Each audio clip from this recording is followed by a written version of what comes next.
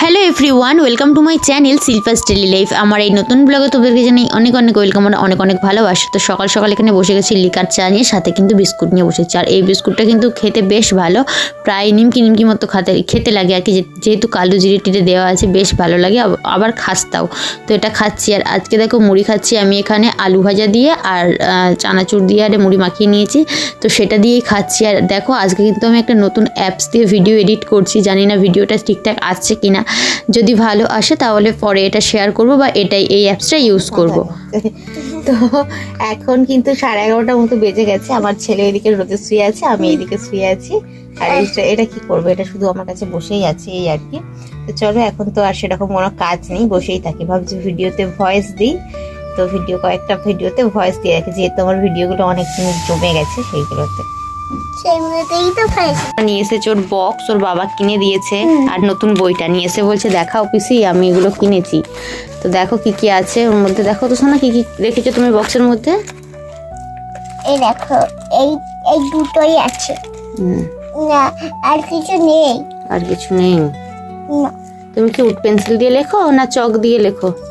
চক দিয়ে সেমিতে লিখে আর ই দিয়ে খাতায়। আচ্ছা, আর এই বইটা সব পড়তে জানো? এটা তোমার একটা ছোট্ট রোবট। রবার মানে ওই ছড়াগুলো সব পড়তে পারবি? অনেক ছড়া আছে বল, তুই মুখস্থ করবি আর ভাই বড় হলে ভাইকে শোনাবি। হ্যাঁ ঠিক আছে। হ্যাঁ অনেক কিছু আছে, ইংলিশেরও অনেক ছড়া আছে, করে দিচ্ছি, এটা দিচ্ছি। বাহ সুন্দর বই, রেখে দাও।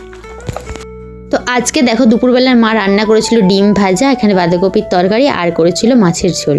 তো আমার যেন মনে হচ্ছে ভিডিওটা একটু ব্লার ব্লার হয়ে আসছে, বাট জানি না, আজকে আমি এটাতে ইউজ করছি, পরের দিন আবার আলাদাভাবে এডিট করার চেষ্টা করব।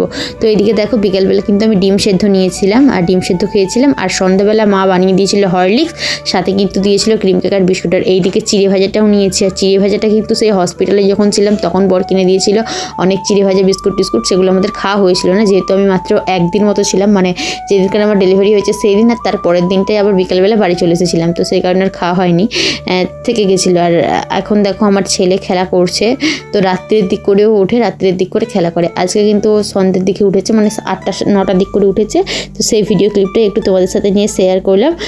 দিনে মাত্র 2-3 বার ওঠে, বাকি সময়টাও ঘুমিয়ে কাটায়, যেহেতু অনেকটাই ছোট, তো বেশ ভালো লাগে। আর ও কিন্তু খুব ডিপ আলোয় তাকাতে পারে না, সেই কারণে ঘরের মধ্যে হালকা আলো জ্বালিয়ে রাখা হয়েছে, যাতে অনেকক্ষণ চোখ খুলে খেলতে পারে। তা না হলে বেশি আলোতে না ও চোখটা বন্ধ করে নেয়। তো ছোটো বাচ্চাগুলো তো এরকমই হয়, তো সেই কারণে আর কি হালকা আলো জ্বালিয়ে রাখা হয়েছে, যাতে ও খেলতে পারে। এখন বেশ মোটামুটি খেলাধুলা করে আর কি, নিজের মতো করে আর কি, এই হচ্ছে ব্যাপার। তো তোমাদের কেমন লাগছে একটু অবশ্যই আমাকে কমেন্ট করে জানিও। আমার তো মনে হয় সারাক্ষণ ওর খেলাই দেখি, ওর দিকে তাকিয়ে বসে থাকি। আর রাত্রিতে দেখো আজকে মা বানিয়েছিল রুটি, আর রুটি দিয়ে কিন্তু খেজুর গুড় খেতে অসাধারণ লাগে।